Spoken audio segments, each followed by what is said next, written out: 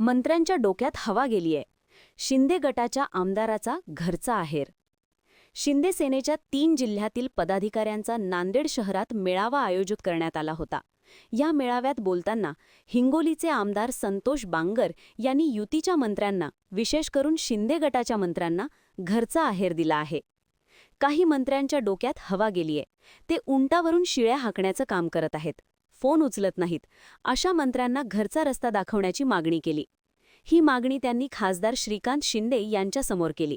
यावेळी मंत्री गुलाबराव पाटील उपस्थित होते. पाहूया आमदार संतोष बांगर काय म्हणतायत. काही नेते मंडळी, पहिली मंत्री महोदय, मी तुम्हाला सांगतो की काही तुम्हाला सांगतो त्यांच्या डोक्यामध्ये वारं गेले.